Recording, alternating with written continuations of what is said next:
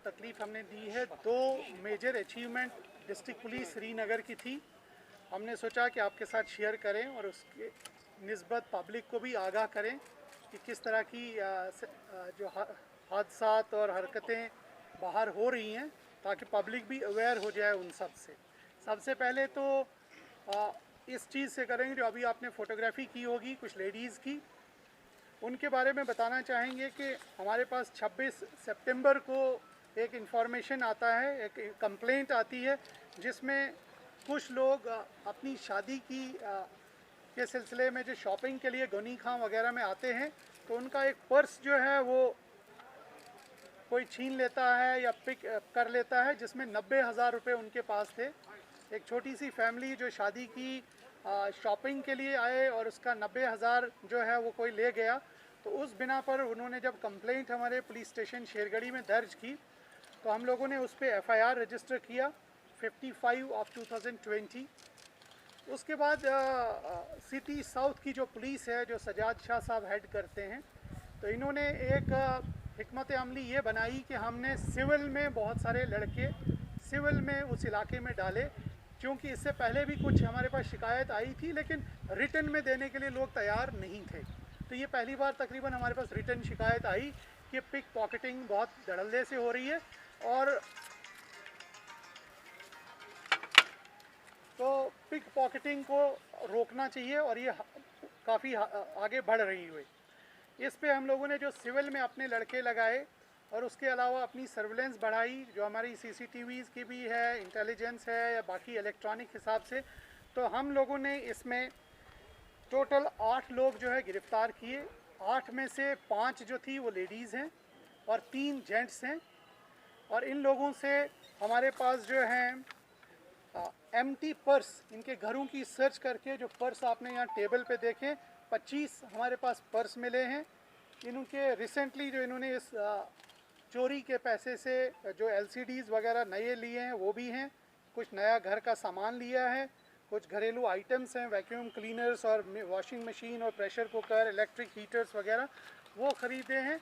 मैं इसमें सिर्फ नाम थोड़ा छुपाऊंगा। इनमें से एक पिक पॉकेटर का ये मकान है, इस पर फर्दर कार्रवाई हम बाद में करेंगे।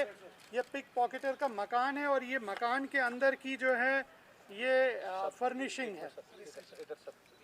नहीं, जगह नहीं अभी बताएंगे।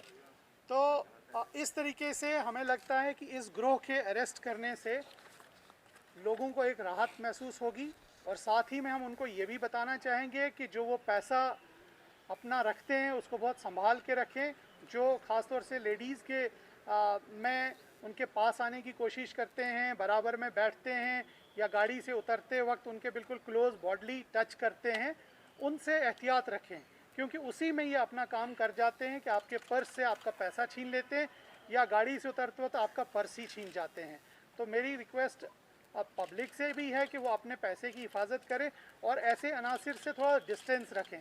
और वैसे भी आज कोविड है, तो अगर हम थोड़ा सा दूसरे से डिस्टेंस रख के चलें और बाज़ार में भी थोड़ा दूर दूर चलें, तो मुझे लगता है कि कोविड से भी बचेंगे और इस लूट से भी बच सकते हैं। तो इनकी डिटेल्स जो है हम आपके साथ शेयर करेंगे कि इनका जो नाम और डिटेल्स हमारे पास हैं, और जो बाकी सामान जो हम लोगों ने अभी तक रिकवर किया है काफ़ी एफ़र्ट्स के बाद, वो सामान आपके सामने रखा हुआ है। तो ये एक मेजर ग्रोथ था जो हरी सिंह हाई स्ट्रीट, महाराजा बाज़ार, गोनी खान, LD के आसपास में मुतारिक था, और ये यही काम करते थे। ठीक है, कोई फेरन पहन के है, कोई बुर्का पहन के है, और बराबर जब लेडीज़ को उतारते, और ख़ास तौर से मैंने देखा कि इसमें ज़्यादातर जो कंप्लेनेंट्स हैं वो आउटस्कर्ट्स के हैं, जो शायद हमारे जो रूरल एरियाज़ हैं वहाँ से शॉपिंग की गर्ज से जब वो यहाँ आते हैं, तो शहर में थोड़ा बहुत उनको एडजस्टमेंट उतना शायद अच्छे से नहीं होता होगा, तो वो उसका शिकार हो जाती हैं कि इनके हाथ चढ़ जाते हैं और वो उनका पूरा जो भी हार्ड अर्न मनी है वो साफ़ कर देते हैं। तो इस ग्रोह के अरेस्ट होने से हमें लगता है कि ये सारी इस इलाके की कम से कम बहुत सारी जो चोरी और इस तरह की पिक पॉकेटिंग थी वो ख़त्म होगी या किसी हद तक बहुत हद तक कम हो जाएगी। इनका जो ये लेडीज यहाँ दिखाई गई जो अपने पकड़े तो इनका ताल्लुक कहाँ से ये किस एरिया ये डिटेल्स है ना यहाँ पे दे रहे हैं ना आपको, क्योंकि ये डिटेल्स काफ़ी हैं, हम सबका नाम पता एज सब लिखा हुआ है। सर मेरा सवाल ये है, जो ये 5 लेडीज है इनको कैसे आप लोगों ने ग्रिप में लाया? दूसरी बात है, जो ये हाउस ओनर्स है, जो इनके मकान है, क्या पुलिस ने इनको सीज किया हुआ? ये दो सवाल मेरे। नहीं, जब हमें एक लीड मिली और एक को हमने रंगे हाथों पकड़ लिया, जब हमने एक लेडी को अपनी सर्विलेंस और बाकी उसके बिना पे रंगे हाथों पकड़ लिया, जब उसकी पूछताछ हुई, क्वेश्चनिंग हुई, तो उसका हमने बाकी डिटेल्स भी निकाले नहीं कि इसके साथी कौन है, तो उसी में हमने एक एक करके बाकी लोगों को भी पकड़ा और फिर उनके घरों की सर्च की और वहाँ से ये सब सामान मिला। किसी भी आदमी के पास 25 या 30 पर्स घर में, और जो डिफरेंट लोगों के हैं पर्स ही नहीं है, इसमें ATM कार्ड्स भी हैं, इसमें चाबियां भी हैं, इसमें कोई ज़ाती डॉक्यूमेंट्स भी हैं, तो ये डॉक्यूमेंट्स दूसरे लोगों के हैं। सर कितना कैश है और कितने जो आपके पास FIR थे? देखिए अभी तक हमने रिकवरी इसमें 90,000 एक केस में की है कैश की, और दूसरे केस में 22,000 की रिकवरी की है। नहीं, 90,000 जो इनके पास अब घर की उसमें मिला, तो इनके पास सोर्स ऑफ इनकम तो है नहीं ना। आपके पास सोर्स ऑफ इनकम हो तो आप बताएं ये 90,000 आपने कहाँ से लाया? सर कब से ये सक्रिय हैं इस तरह की वारदात? कब से होंगे सर? बड़ी देर से। मुझे लगता है 2-3 साल से। साहब में जो चोरी हुई वो इलाहाबाद साहब में अली कदम में सर, उसके बाद नहीं, वो अलग है, उस पर वर्कआउट कर रहे हैं, वो बताएंगे आपको। वो उसका ये बताना चाहूँगा कि वो बंदा आइडेंटिफाई हो गया है, उसके फादर को भी हमने पकड़ा हुआ है, लेकिन वो लड़का जो है घर से फरार है, तो वो केस भी इंशाल्लाह जल्दी ही वर्कआउट होगा, ठीक है। तो उसकी भी बड़ी अच्छी लोकल। हम सिर्फ आपको बताना चाह रहे हैं कि इनके पास सोर्स ऑफ इनकम कोई भी नहीं है, लेकिन इनके पास ये प्रॉपर्टी, ये लिविंग स्टैंडर्ड है, तो उससे आप बता सकते हैं कि ये ग्रोह कितना बड़ा है। दूसरी चीज़ जिसके लिए आपको हमने बुलाया कि हमारे यहाँ 26 सितंबर को पुलिस स्टेशन हारवन में एक कंप्लेंट आती है कि एक वहाँ पे लेडी हैं जो गुजर बरादरी से ताल्लुक़ रखती हैं, उसको जी किसी नामालूम आदमी ने डंडा मारा और वो तकरीबन मौके पे ही मर गई। उस लेडी के साथ एक छोटी सी बच्ची थी, और वो क्योंकि ये रहने वाले तो ओरिजिनली राजौरी के हैं, तो यहाँ के लोकल लोगों को जानते भी नहीं है। ये अपने माल मवेशी चरा रहे थे किसी के खेत में, तो इस हादसे में उस लेडी की मौत हो गई। तो हमारे पास कोई भी ऐसा कोई प्रूफ, एविडेंस या कोई रास्ता अभी नहीं था कि हम इस केस को कैसे सॉल्व कर सकें।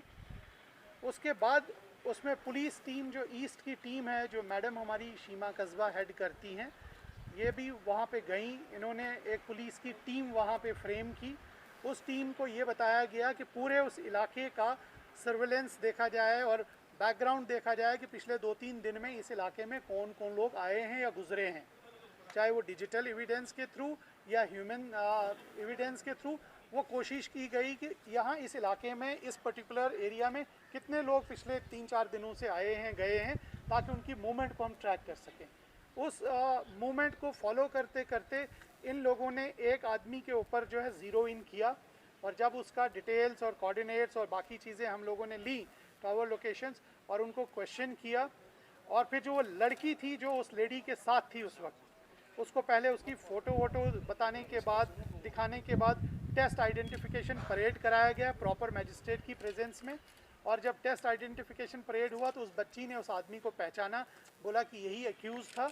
और फिर जब उस एक्यूज़ से सस्टेन्ड इंटरोगेशन हुई तो उसने भी कन्फेस किया कि क्योंकि ये हमारे खेत में घास चरा रहे थे, अपने माल मवेशी, बकरियां थी इनकी, बकरियां, तो मैंने जी इनको काफ़ी मना किया था कि इधर बकरियां न चराएं, लेकिन ये माने नहीं। तो मुझे गुस्सा आया, तो मैंने जी इनको सर पे डंडा मारा, तो ये गिर गई। ये जो लेडी थी ये अराउंड 65 ईयर ओल्ड थी, तो सर पे डंडा लगने से वहीं पे उसकी तकरीबन डेथ हो गई। तो मौके से हम लोगों ने वो डंडा भी बरामद किया है, बंदा भी हम लोगों की अभी हिरासत में है। और इस मर्डर केस की, जो कि एक ब्लाइंड मर्डर केस था, एक दूर दराज एक खेत में अंजाम पाया था, उसको पुलिस टीम ईस्ट ने जो है मुख्तसर से वक्त में अपनी प्रोफेशनल कैपेबिलिटीज़ को बरूए कार लाते हुए इसको सॉल्व किया है। तो ये भी आपके साथ हमने शेयर करना था। ये 2 आज की हमारी न्यूज़ थी जिसके लिए आपको तकलीफ़ दी गई।